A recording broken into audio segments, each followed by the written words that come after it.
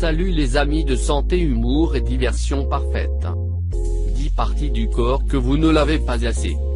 Savonner votre corps vite fait ne suffit pas. Voici les parties du corps à nettoyer régulièrement, afin de les garder propres, fraîches et exemptes de bactéries potentiellement nocives. Cuir chevelu. Vous lavez les cheveux? Très bien. Mais traitez-vous votre cuir chevelu comme il se doit?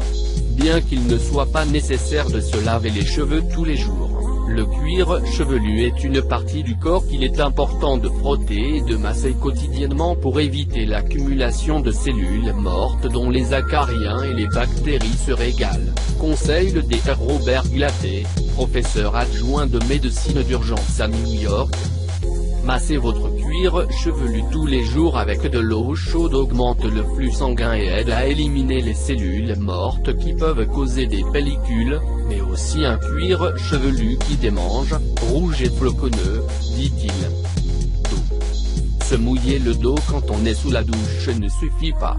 Procurez-vous une lanière de friction pour le dos ou demandez à votre partenaire de le frotter pour vous avec une éponge de bain exfoliante, du loofah ou une débarbouillette au moins 2 à 3 fois par semaine pour réduire le risque de contracter des infections de la peau et de développer des tissus mous, suggère le Dr Glaté.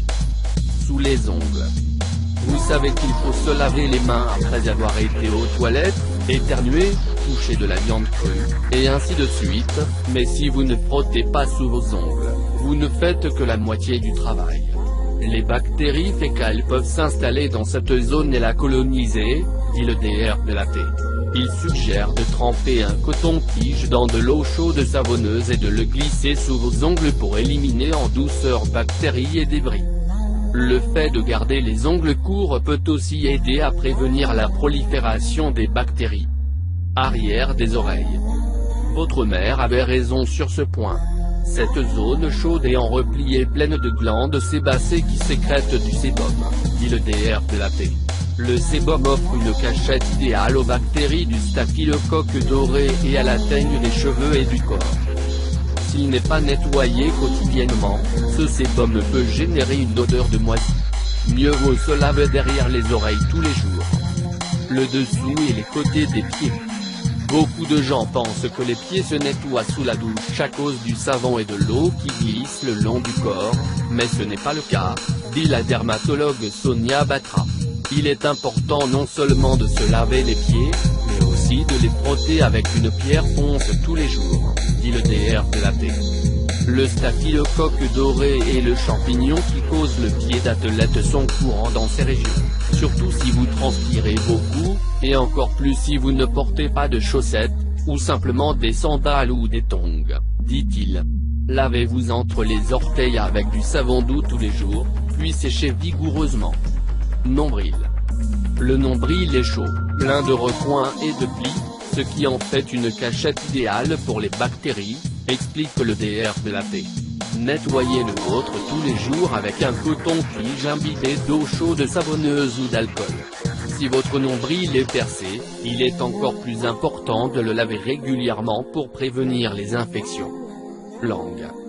Les gens ne pensent la plupart du temps qu'à leurs dents et à leurs gencives lorsqu'ils parlent d'hygiène dentaire, ils ne se soucient pas trop de leur langue, ou alors pensent bien la nettoyer en utilisant un rince-bouche, dit la Dr Batra. Mais la langue possède beaucoup de petites crêtes et d'aspérités qui peuvent cacher les bactéries, ce qui peut causer la mauvaise haleine et même abîmer les dents, dit-elle. Brossez-vous la langue en même temps que vous vous brossez les dents, ou utilisez un gratte-langue. Arrière du cou. L'arrière de votre cou est chaud et souvent humide, surtout si vous avez les cheveux longs et que vous vous exercez fréquemment, ce qui fait de votre corps un hôte très accueillant pour les acariens et les bactéries, explique le Dr Glaté. Nettoyez-vous le cou tous les jours avec une débarbouillette trempée d'eau tiède et de savon doux ou avec une éponge exfoliante. Entrejambes.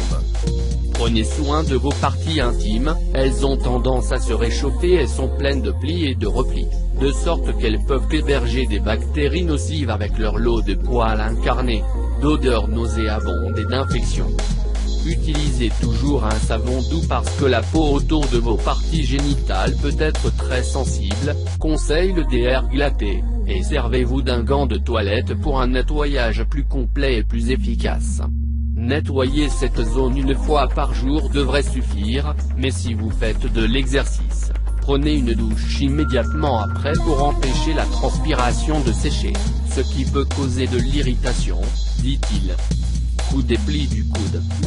Vos coudes et leurs plis ne sont pas seulement cachés dans votre vie quotidienne, mais vous les placez souvent sur des surfaces sales, comptoirs, bureaux, tables de restaurant, etc., sans vous en rendre compte, observe le DR Glaté. Vous risquez d'avoir la peau sèche et squameuse sur les coudes, laquelle peut développer des micro-coupures cutanées qui serviront de porte d'entrée aux bactéries, entraînant des infections de la peau et des tissus mous causés par le staphylocoque doré et le SARM. Nettoyez-les tous les jours avec une débarbouillette ou éponge de bain.